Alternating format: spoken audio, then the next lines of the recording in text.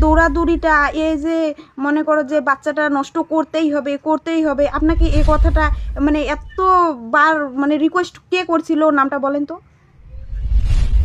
আমাকে তো, আমি তো ওই যে বললাম যে বারবার বললাম যে মাহবুবা আমাকে মাহবুবা কয়েকদিন নিয়ে যাবো নিয়ে হ্যাঁ, তাহলে আমার কাছে সে রাত্র নষ্ট করার জন্য মাহবুব আমাকে রিকোয়েস্ট আমি করি নাই, তাকে আমি গালিগুলি পাঠিয়ে দিচ্ছি।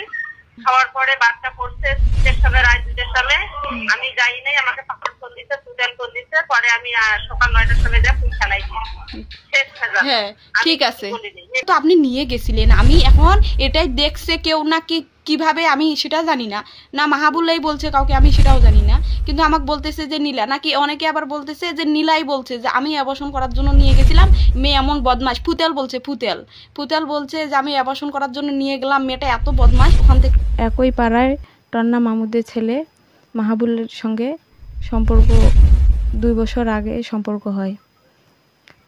সম্পর্কে মেলামেশা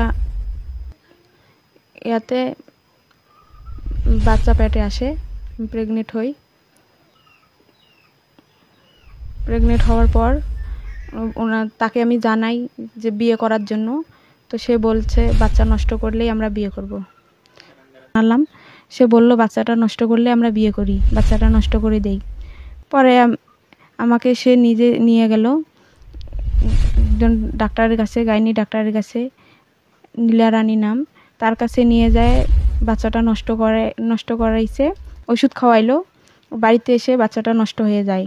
নষ্ট হয়ে যাওয়ার পর তার সঙ্গে কথা বললাম, আমরা বিয়ে করি, ভালো মন্দ কিছু একটা। সে আমায় বলল যে বাচ্চা নষ্ট হয়ে গেছে, কিছুদিন যাক, তারপরে ভেবে দেখব। তারপর থেকে যোগাযোগ বন্ধ করে দিল। আমি